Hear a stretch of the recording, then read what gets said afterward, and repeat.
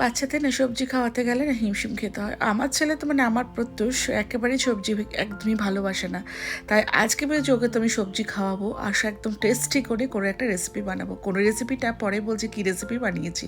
শীতকালে যত সবজি ছিল না, বিট গাজর বিট গাজরটা নিইনি, গাজর, ফুলকপি, কড়াইশুঁটি, আলু আর টমেটো, একটা ক্যাপসিকামও নিয়েছিলাম, মোটামুটি সব, কাঁচা লঙ্কাও নিয়েছিলাম।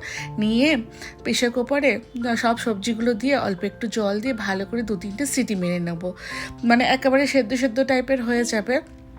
সিটি মারার পর ভালো করে একটা ম্যাশার নিয়ে ভালো করে পেস্ট করব, আর এই ক্যাপসিকামটাকে একটু কুচি কুচি করে কেটে রাখবো। আর এই পেস্টটা হচ্ছে কি বলুন তো, আমি কালকে ডিমের ঝোল বানিয়েছিলাম, আদা রসুন পেঁয়াজের পেস্ট রেখে দিয়েছিলাম অল্প একটু তুলে। সেদ্ধ হয়ে গেছে মোটামুটি আমার সবজিগুলো, আর একটা ম্যাশার দিয়ে ভালো করে ম্যাশ করে রেখে দিলাম সবজিগুলো যত ছিল।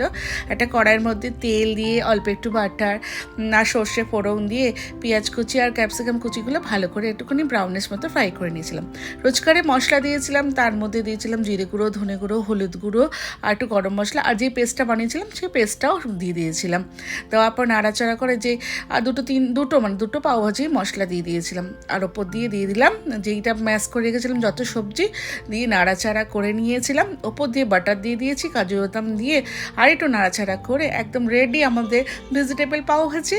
আর পাউগুলো একেবারে বাটার দিয়ে ভালো করে ভাজা ভাজা মতো করে ওপর দিয়ে গার্নিশের জন্য ধনেপাতা আর পেঁয়াজ কুচি, একদম রেডি আমাদের ভেজিটেবল পাও ভাজি। টাটা তাহলে।